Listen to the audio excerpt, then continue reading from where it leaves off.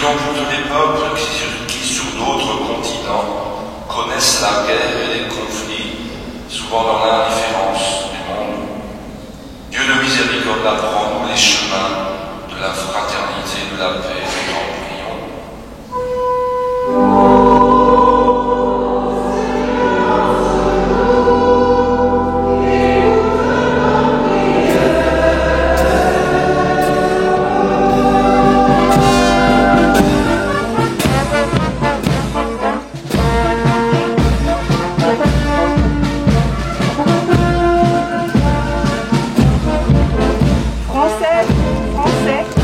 Dans chacune de nos villes et dans chacun de nos villages, Françaises et Français de toutes générations et de tous horizons, nous voilà rassemblés en ce 11 novembre pour commémorer la victoire, mais aussi pour célébrer la paix.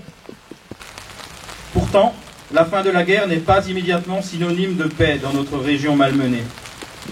Les 380 000 Alsaciens-Lorrains ayant servi dans l'armée allemande ont vécu une histoire différente des 17 000 engagés dans l'armée française.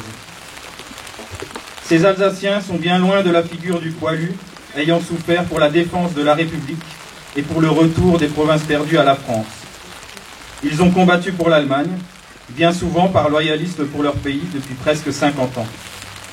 Ceux qui rentrent en Alsace, parfois de loin mois après la guerre, garderont longtemps cette meurtrissure en eux, d'autant qu'ils ne pourront raconter leur histoire qui ne colle pas avec la mémoire nationale.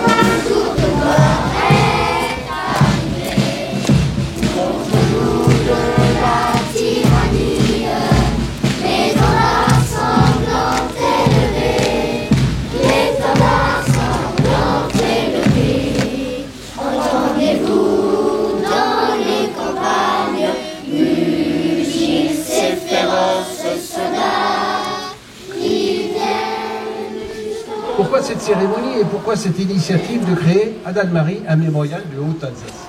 On peut se poser la question. Après une exposition temporaire et d'essai de près de 2 ans, prouvant, et ça s'est passé ici, cette exposition temporaire, prouvant l'intérêt de plusieurs milliers de visiteurs, mais aussi d'un public de passionnés, y compris les enfants des écoles. Que faire? S'arrêter là et éteindre le projecteur, ce projecteur allumé sur une partie d'histoire de notre territoire souvent compliqué? On peut se poser la question.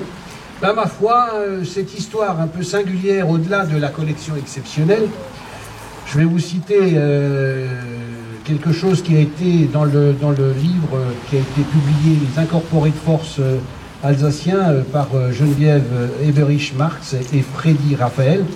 Mon grand-père français a été fait prisonnier par les Prussiens en 1870. Mon père allemand a été fait prisonnier par les Français en 1918. Moi, Français, j'ai été fait prisonnier par les Allemands en juin 1940. Puis enrôlé de force dans la Wehrmacht en 1943. J'ai été fait prisonnier par les Russes en 1945. Voyez-vous, monsieur, nous avons un sens de l'histoire très particulier. Nous sommes toujours du mauvais côté de l'histoire. Systématiquement, les guerres, nous les avons toujours terminées dans l'uniforme du prisonnier. C'est notre seul uniforme permanent. Donc vous voyez, c'est quand même quelque chose de très particulier. On a accueilli à peu près 11 000 visites, dont 4 000 enfants à peu près. Moi, je voudrais remercier mes gars, des penchés oubliés, ma famille, et puis tous les amis qui me suivent depuis cette période, et à Monsieur le maire qui nous donne beaucoup de moyens pour que ce mémorial y arrive, et puis j'espère qu'on va y arriver parce que c'est... Enfin bon, si on va y arriver, sinon on ne serait pas là. Donc, ce montage de projet a duré toute la guerre de 14. On a démarré en 2014, on termine en 2018 avec la pose de la première pierre. Je pense que c'est formidable et que c'est une unique en France, peut-être unique dans le monde, cette période. Et jamais j'aurais pensé que moi, simple citoyen, je puisse faire un discours pour le centenaire. Soyez assurés que je vous aime comme je vous ai toujours aimé et que j'emporte dans le cœur notre image chérie, ainsi que celle de mes 4 enfants, dans l'âme desquels vous me ferez revivre. Le temps nous manque pour adresser un dernier adieu à ma bonne et vénérée mère. Je vous prie de lui annoncer ma mort au champ d'honneur. Venant de vous qu'elle affectionne particulièrement, ce coup lui sera moins rude. Dites-lui que son âme a forgé la mienne et que je l'embrasse du fond de mon cœur, ainsi que mon père qui fut mon modèle. Dans ta dernière lettre, tu m'as dit que tu étais enceinte depuis ma permission d'il y a 2 mois. Quand notre enfant naîtra, tu lui diras que son père est mort en héros pour la France. Et surtout, fais en sorte à ce qu'il n'aille jamais dans l'armée pour qu'il ne meure pas bêtement comme moi. Je t'aime et j'espère qu'on se reverra dans un autre monde. Je te remercie pour tous les merveilleux moments que tu m'as fait passer. Je t'aimerai toujours. Adieu, Charles. Voilà, très bien. Voilà, on peut y aller. Allez, on dévoile.